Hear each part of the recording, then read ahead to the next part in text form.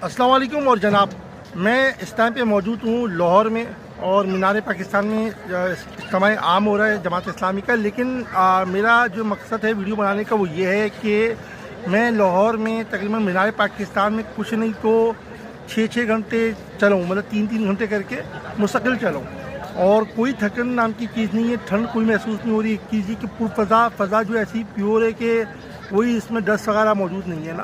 एक चीज़ तो ये हो गई। दूसरा ये कि कम से कम मैंने चिंकी पर और अक्षय पर 50 किलोमीटर का सफ़र भी किया है यहाँ पर। तो सफ़र के दौरान जो कराची में हमें थकन हो जाती है, यानी कि हमारे यहाँ जो बाकायदा सड़कों की बाकी है वो यहाँ पर नहीं है, पूरी स्मूथ सड़कें हैं जिसकी वजह से कोई थकन जो है वो नहीं हुई है।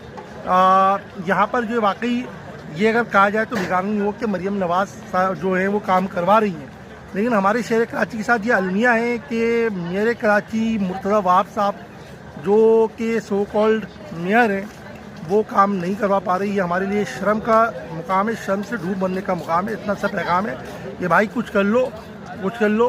पहले हम कहते थे कि लाहौर है, कराची उसका शोर है, जितना बड़ा लाहौर है उतना बड़ा कराची में गुलिस्तान जौहर है। लेकिन हकीकत ये है कि लाहौर भी अब काफ़ी वसी और अरीस हो गया है, गुलिस्तान जौहर से काफ़ी ज़्यादा फैल चुका है। भाई तो ये कहने की बात नहीं, ये मिसकॉन्सेप्ट थी।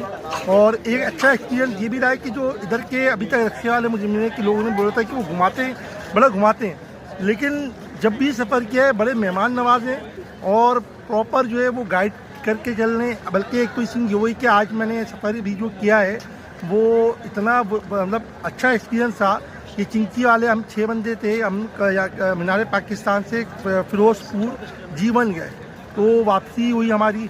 वो पैसे ले ही नहीं रहा था, 1000 रुपये उसके बने थे, लेकिन ले ही नहीं रहा था वो ना, बड़ी ज़बरदस्ती उसको दिए, उसने दे के आए।